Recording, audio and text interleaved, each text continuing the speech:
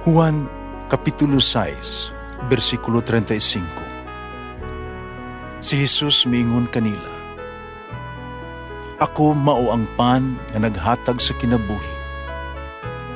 Ang muari kanako dili nagayod gutomon, ug ang mutuo kanako dili nagayod uhawon." Pan sa kinabuhi.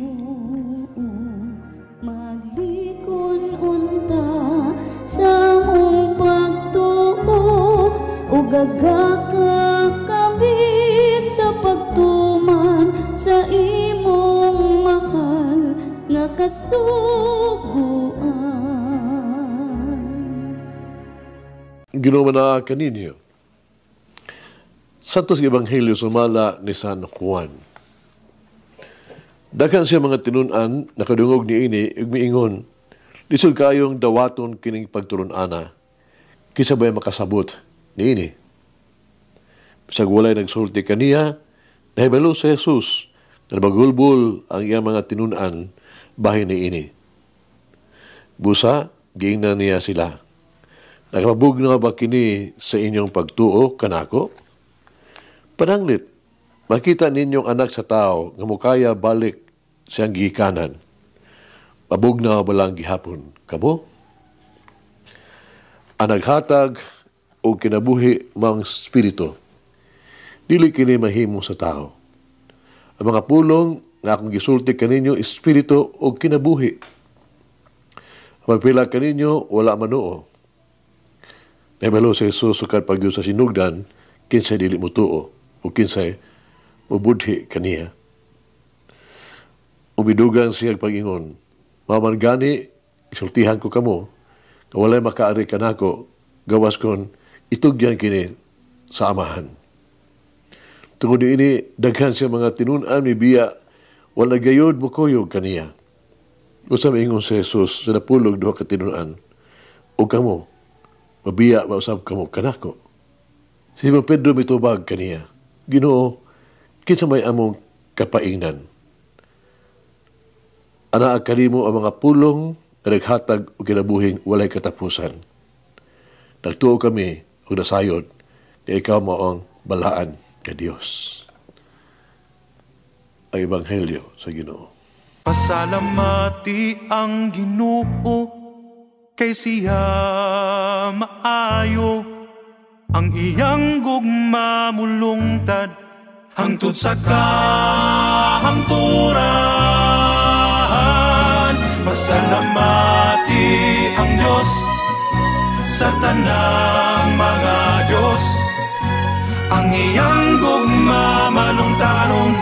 Pasalamati ang Ginoo sa mga Ginoo, ang iyang gugma malungtaron.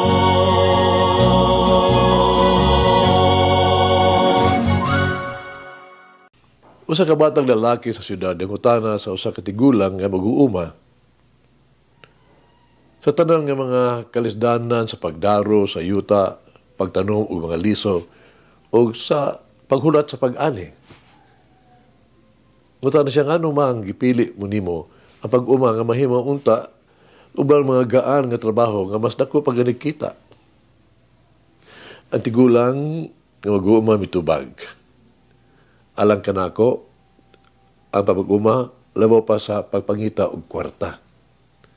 Kini mo ang kalipay sa pagtan-aw ba sa bag-ong kinabuhi nga mubuswak gikan sa yuta o sa pag-ihap ni ini ubas pagsalamat ngadto sa magbubuhat.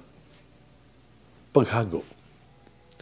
Alas kadaghanan kanato, dili nga dawaton kung unsa ang konbiyente o gaan. Kung ang mga butang mahimo dili maayo o mahimong lisod dawaton, ang kasagaran nga reaksyon mao paglikay. Sa tuod kini mahimong kasagarang buhaton sa kadaghanan. Pero angay kita nga mutan-aw sa bili, nga dili lang material, kundi sa kaanindot sa kinaiyahan, the beauty of nature. Ebanghelyo nagpadayag sa daghang mga disipulo nga bibiya kang Hesus sa dihang nalisdan sila pagtuo sa iyang mensahe, para sa ila, mga pulong ni Jesus, mga pulong nga tawhanon ba? Adungog nila kini, apan napakyas sa pag-ila sa mga bahandi nga anaan ni ini.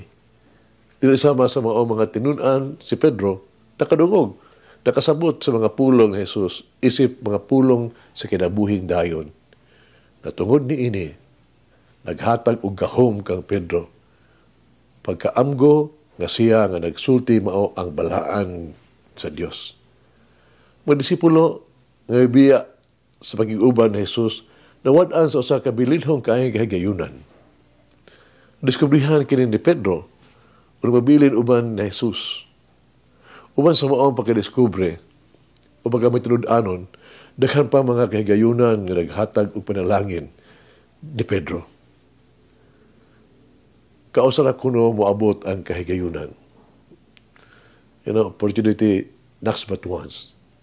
Kung kini moabot ang Ebanghelyo, nagsulti ka nato, di lamang sa pagpahimuos ni ini, kundi sa pagtagamtam sa kaayuhan nga anaan ni ini. Ang pagkadisipulo, ang pagkatinuod, sama sa pag-uma. Magampo kita, nangitong magagagahong amahan. Salamat ako karong adlaw sa imong dakong gasa sa Jesucristo.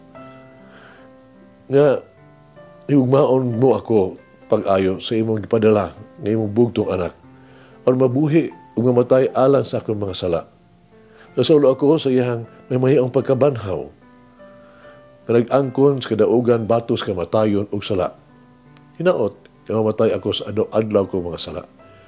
Mapaduol kanimo sa imong dalan alang sa akong kinabuhi. Kung magpuyo sa hingpit sa kalipay ni Kristo, pasilo ang akong mga sala, Ginoo. Amen. Mama Mary, strengthen me in my decision to follow Jesus Christ. Umulangin ang Diyos magagahom sa tanan, Amahan, Anak, Espiritu Santo. Amen.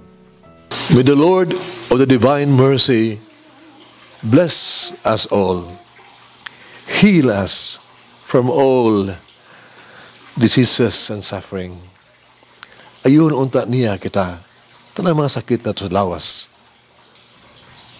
o sa kalag, body and soul. In the name of the Father, the Son, and of the Holy Spirit.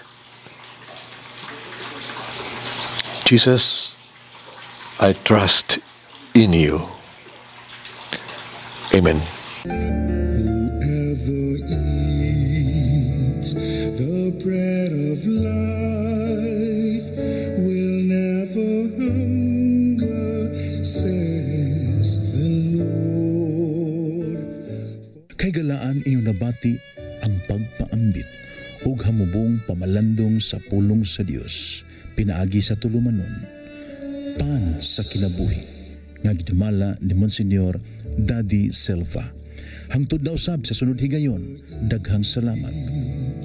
The bread